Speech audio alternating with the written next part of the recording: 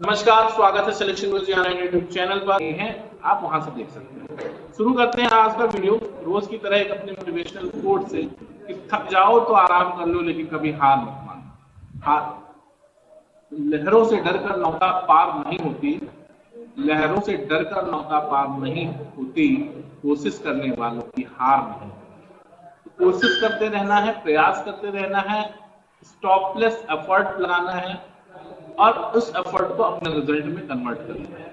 साथियों याद रखो कि सिलेक्शन इस बात पर निर्भर नहीं करता कि आप बहुत तेज हैं, सिलेक्शन इस बात पर निर्भर करता है कि आप लेबोरियस हैं, आपकी इनकी तैयारी में, आपकी पढ़ाई में कंसिस्टेंसी है, कंटिन्यूटी है, राइट।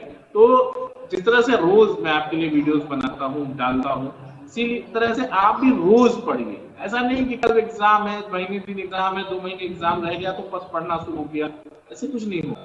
जो कंटिन्यूटी, थोड़ा थोड़ा पढ़िए, रोज पढ़िए, ठीक है। तो स्टार्ट करते हैं आज का क्वेश्चन। दो संख्याओं का योग 2490 है। यदि एक संख्या का 6.5% दूसरी संख्या के 8.5% के बराबर है तो संख्या ज्ञात कीजिए। सिंपल सा सवाल है, समझने की कोशिश करिएगा। कह रहे हैं कि दो संख्याओं का योग, दो संख्याओं का योग मान लेते हैं संख्या x और y है, तो x plus y is equal to 2490 है। कह रहे हैं कि एक संख्या का 6.5% x into 6.5 by 100 is equal to y into 8.5 by 100। 100 से खत्म, x by y is equal to 85/65। इसका मतलब है कि 17 बच्चे 85 और 13 बच्चे 65। कह सकते हैं कि x 13 भाग है और y x 17 भाग है और y 13 भाग है, तो आप ये कह सकते हो कि x का वैल्यू कितना हो गया,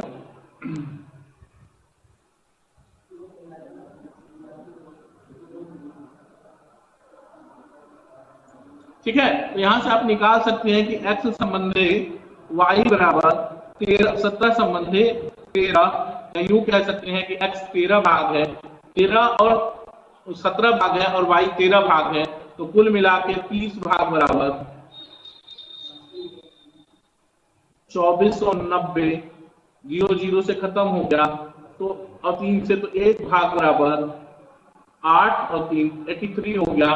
तो आप बात करेंगे x का, तो x बराबर हो जाएगा 17x और y हो जाएगा क्या, 13x। तो बराबर 17 गुणित 83 और ये हो जाएगा 13 गुणित 83, ठीक ठीक। आपका आंसर आ जाएगा 1411 और 1079। ऑप्शन डी सही है, कोई दिक्कत नहीं, कर लेंगे। फिर से समझ लो, कह रहा है कि दो संख्याओं का योग 2490, तो मान लिया संख्या x प्लस वाई बराबर 2490। कह रहा है कि संख्या का 6.5% संख्या के दूसरी संख्या के 8.5% के बराबर है, तो एक्स वाई का रेशियो निकालिए 17:13, यानी 17 13 30 भाग बराबर 2490, 1 भाग बराबर 43, तो x भाग बराबर 17, x बराबर 1411 और y बराबर 13, x बराबर 1079। ठीक। अगला क्वेश्चन ध्यान दीजिएगा। अगला क्वेश्चन कह रहे हैं कि एबीसी ने क्रमशः 26,000, 34,000 और 10,000 रुपए के निवेश से एक व्यवसाय शुरू किया। वर्ष के अंत में उन्हें 3500 रुपए का लाभ हुआ। वर्ष के अंत में उन्हें 3500 रुपए का लाभ हुआ। लाभ में बी का हिस्सा। आपको एक सिंपल बात बता दूं, निवेश का अनुपात जो होता है उसी अनुपात में लाभांश वितरित किया जाता है। तो निवेश है ए है, बी है और सी है, और निवेश का अनुपात है 26,000, 34,000 और 10,000। 3 0 इसका, 3 0 इसका, 3 0 इसका, खत्म। 13 संबंधे 17 संबंधे 5, यानी ये 35 हो गया। 35 भाग बराबर लाभ है 3500 का, 1 बराबर 100, तो बी का हिस्सा 17 भाग बराबर 1700। कोई दिक्कत है? तो कहने का मतलब हो गया कि बी का लाभांश 1700 का। एक बार फिर से समझ लो, ए 26,000, बी 34,000 और सी 10,000। ठीक है। अब इसको आप, ये निवेश है, निवेश को अनुपात में बदल देंगे तो 13 संबंधे 17 संबंधे 10 आ जाएगा। 13 संबंधे 17 संबंधे 10 का अनुपात आ जाएगा, यानी 35 भाग बराबर लाभांश भी इसी अनुपात में वितरित किया जाएगा। तो कह क्या रहे हैं कि 35 भाग बराबर 3500, तो 1 भाग बराबर 100, तो बी 17 भाग बराबर 1700। कोई दिक्कत नहीं है, ध्यान दीजिएगा।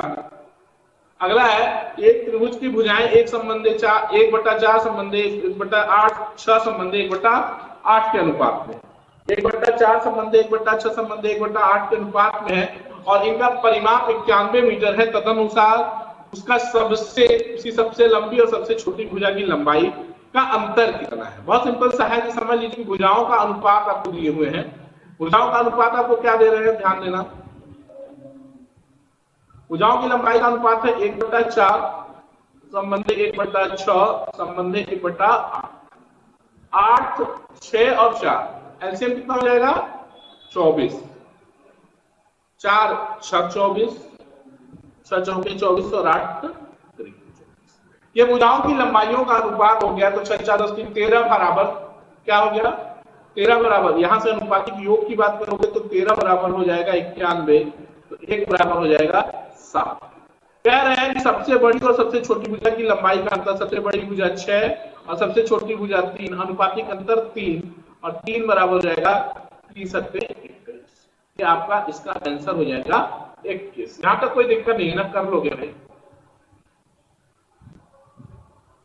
ठीक है। अगला सवाल ध्यान देना।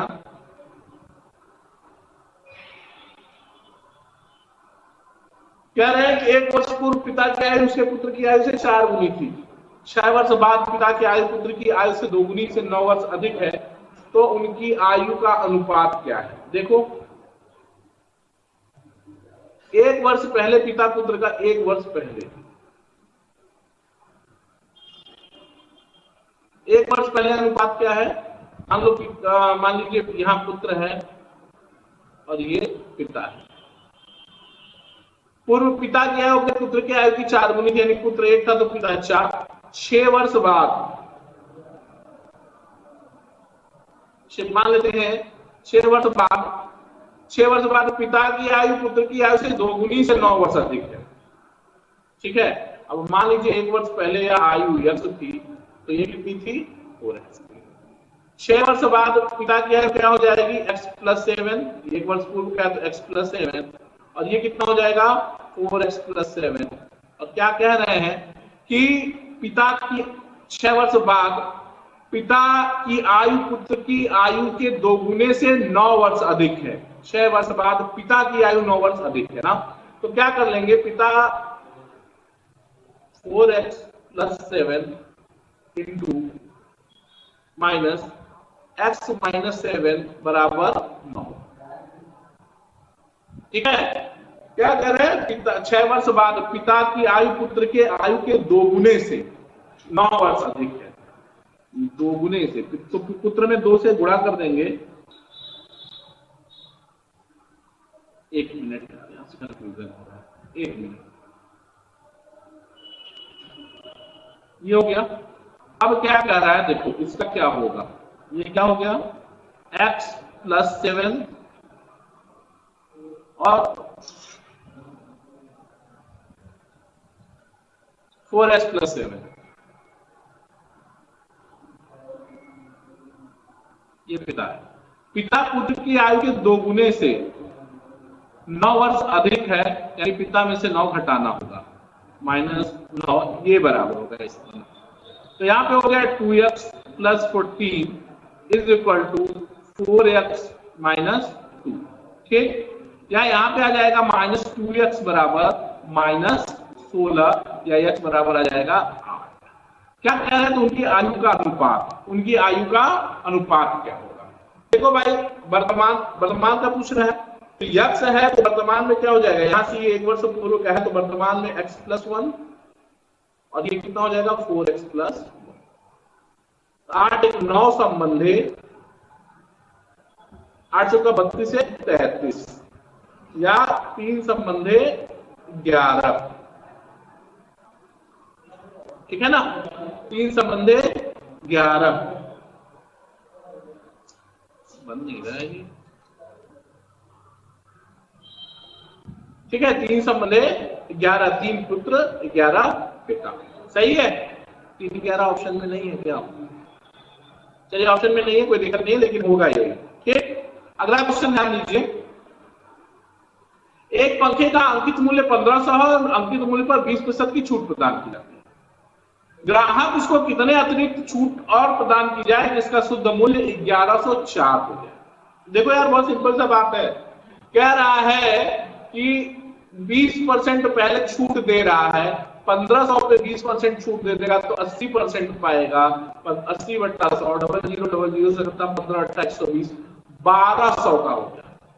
कह रहा है कितना परसेंट छूट दे दे कि यही 1104 में भी।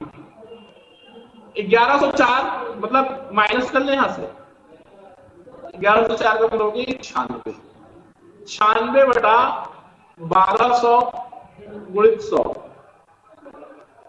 8% की आप और छूट दे देंगे, 8% की आप और छूट दे देंगे,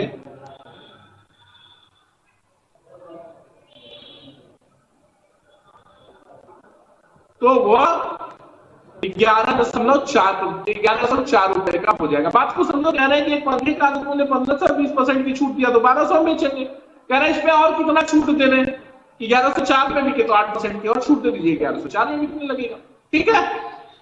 अगला क्वेश्चन कह रहे हैं कि 150 मीटर लंबी एक ट्रेन का वेग 50 किलोमीटर प्रति घंटा है, 600 मीटर लंबे प्लेटफॉर्म को पार करने में कितना समय लेगी। देखो भाई बात समझो, समय बराबर क्या होता है, दूरी बटा 4, और जब कोई ट्रेन किसी पुल या प्लेटफॉर्म को पार करती है तो अपनी लंबाई प्लस उस पुल और प्लेटफॉर्म की लंबाई के बराबर दूरी चलती है। तो इस सवाल में समय बराबर दूरी बटा 4, दूरी कितनी हो जाएगी 150 प्लस 600 बटा 50 किमी प्रति घंटा है तो 50 गुणित 5 बटा 18, ये हो जाएगा 750 गुणित 18 बटा 50 गुणित 5 से काट देंगे तो 15 25 75 150 और 50 से ये 3 बार कट जाएगा, 18 यहाँ 54 सेकेंड आपको आंसर आ जाएगा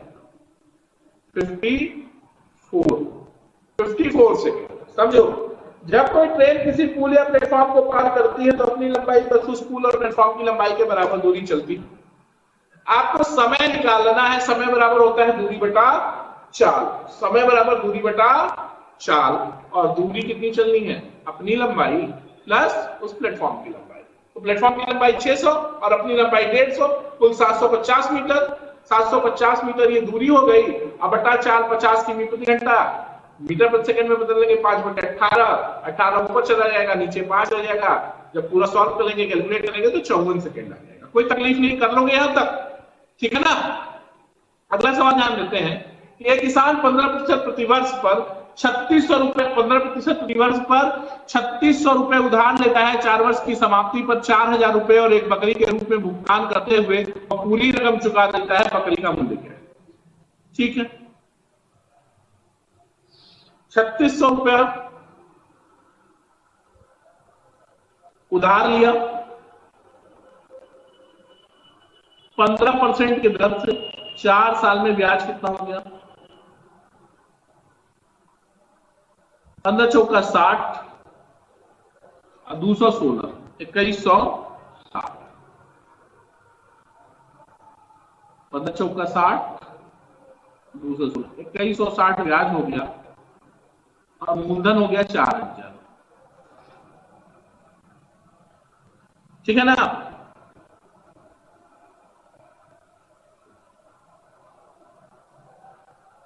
तो ये हो गया 6160,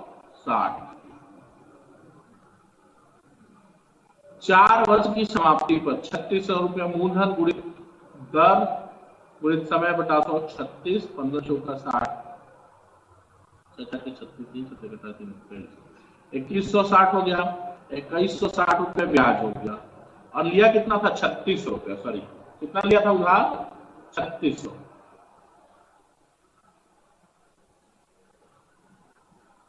3600 रुपए उधार लिया तो 60, 7 और 5 5760 रुपया उसका कर्ज हुआ पूरा। 4000 रुपया उसने दिया है कैश, तो बाकी कितना बचा 1760 रुपया उसने बकरी का दिया, तो बकरी का मूल्य 1760, यानी 4 साल बाद उसको कुल कितना पैसा देना था 5760 रुपए, जिसमें से 4000 रुपए उसने कैश दिया है, तो शेष कितना बचा 1760। यही 1760 रुपया क्या है बकरी का मूल्य।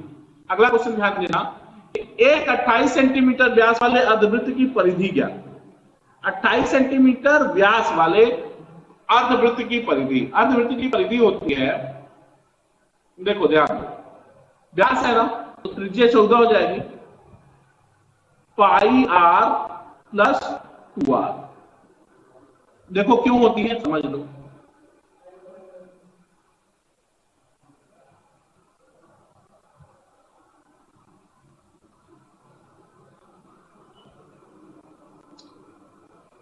गलत शेप ले रहे, शेप नहीं लेते, ठीक है, शेप मत लो, ये मिटेगा भी।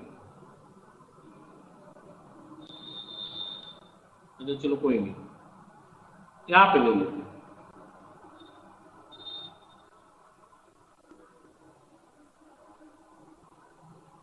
ये देखो अर्धवृत्त है, तो यह पूरा वृत्त होता तो क्या होता परिधि 2 पाई आर, अर्धवृत्त है तो पाई आर, और ये ऊपर का ये जो डायमीटर है इसका जो कवर लगेगा वो कितना है 2r।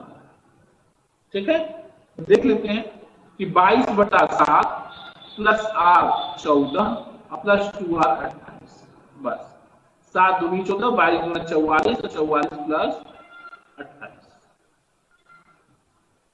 तो 8 4 12 2 1, 8 6 2 8 1, 4 2 6 1 7 72 सेंटीमीटर इसका परिधि है। यहां तक कोई दिक्कत नहीं ना, समझ रहे हो। अर्धवृत्त पहले भाई पूरे वृत्त का परिधि क्या होता है 2 पाई आर, अर्धवृत्त का पाई आर हो जाएगा, लेकिन ऊपर का जो हिस्सा है इसको ढकने के लिए एक डायमीटर चाहिए 2r। ठीक है, आगे बढ़ते हैं। अगला क्वेश्चन, एक आयताकार बाग की परिधि 1200 मीटर है और चौड़ाई से लंबाई का अनुपात 3 संबंधी 5 है, तो इसकी लंबाई क्या है? देखो भैया परिधि क्या होती है, परिधि होती है 2l प्लस बी बराबर परिमाप आयत का ये, तो l प्लस बी कितना हो गया दोस्त, l प्लस बी हो गया 600, और LB का अनुपात कितना है 3x, तो 5x मान लिया, l 5x और b 3x बराबर 600, x बराबर 600/8, 4 से काटो 4 दूनी 8, 15 चौका 60, आ गया 75, x बराबर 75 आ गया, तो लंबाई कह रहे हैं 5, तो 75 बचे 375, तो लंबाई L = 5x = 75 × 5 बराबर 375। ठीक है, कितना हो गया लंबाई 375। कोई दिक्कत कर लेंगे ना यहां तक।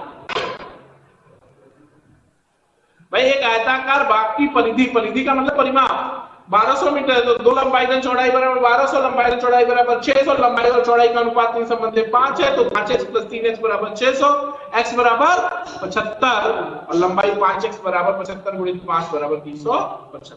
अगला क्वेश्चन ध्यान दीजिएगा, कह रहे हैं कि दो ट्रेन जो 121 मीटर और 99 मीटर लंबी है, विपरीत दिशाओं में 40 किलोमीटर प्रति घंटा और 32 किलोमीटर प्रति घंटा की चाल से चल रही है, मिलने के कितने समय के बाद एक दूसरे को पार करेगी? बात को समझो, ट्रेन मिलती कैसे है, ऐसे मिलना है, एक ट्रेन ये है एक ट्रेन ये है, मिल गई, अब एक दूसरे को पार कैसे करेंगे?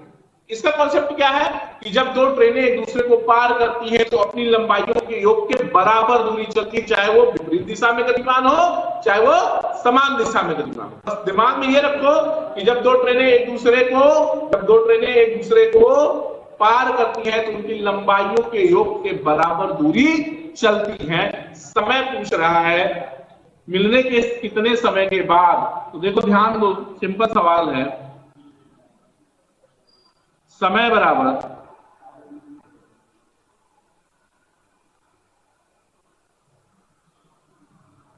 दूरी बटा 4। दूरी क्या होगी भाई? दोनों ट्रेनों की लंबाई 121 प्लस 99। चाल क्या होगी? विपरीत दिशाओं में गतिमान है तो चालें जुड़ जाएंगी, 40 और 30, 40, 32, 72 और 5 बटा 18, 18 चौक 72, 20 मीटर प्रति सेकेंड बटा 20। तो ये हो जाएगा 220 बटा 20, 00, ये आ गया 11 सेकेंड आपको समय लगेगा दोनों ट्रेनों को एक दूसरे को पार करने में। बात समझ आ रही है ना? बहुत सिंपल सा सवाल है यार, सीधा सीधा समझो। जब दो ट्रेनें विपरीत दिशाओं में गतिमान है तो चालें जुड़ जाएंगी, और दोनों ट्रेनें जब विपरीत दिशाओं में गतिमान है तो एक दूसरे को पार करेंगी, तो अपनी लंबाइयों के बराबर दूरी चलेंगी। 121 प्लस 99 बटा 20, 11 सेकंड में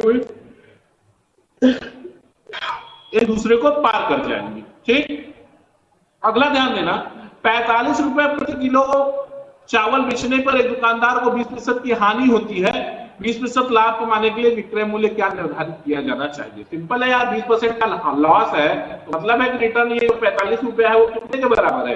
ये 45 रुपया बराबर है 80%।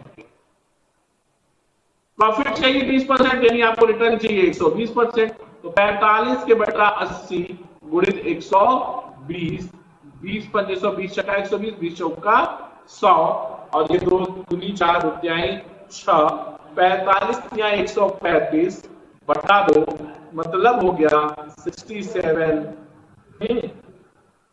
67.5 क्या पूछा था मूल्य पर केजी। ठीक है, 67.5 कर लोगे, कोई दिक्कत नहीं, इजी सवाल।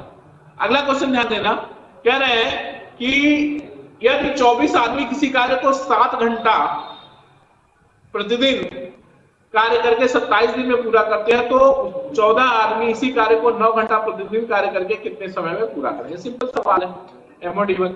24 आदमी प्रतिदिन 7 घंटा 27 दिन में पूरा, तो 14 आदमी प्रतिदिन 9 घंटा कितने दिन में पूरा करेंगे? बस सिंपल सवाल। 9 से 27, 7 दूनी 14, 2 बरहम 24 और डी बराबर 36, 36 डेज। ठीक है ना? कर लोगे भैया, 36 दिन में काम समाप्त। कि अब तक के पेपर हुए हैं उनके एनालिसिस, उनके लेवल देख करके डेली फ्रेम किया जाता है आपके लिए, और हम आपके लिए डेली चैप्टर वाइज कंटेंट भी हमारे चैनल पे पड़े हुए हैं, आप उन्हें भी देखते रहिए, चैप्टर वाइज भी तैयारी करते जाइए, क्योंकि वो बहुत महत्वपूर्ण है। प्रैक्टिस तो महत्वपूर्ण है ही है, बहुत महत्वपूर्ण ये है कि आप चैप्टर वाइज भी आपका पूरा कॉन्सेप्ट एक एक चैप्टर का क्लियर है, तो प्रैक्टिस करने में बहुत मजा आता है। और आपका अगर कॉन्सेप्ट ही चैप्टर का नहीं क्लियर है तो प्रैक्टिस में बोरिंग हो जाती है। ठीक है ना? तो देखते रहिए सिलेक्शन गुरुजी ऑनलाइन। कल फिर मुलाकात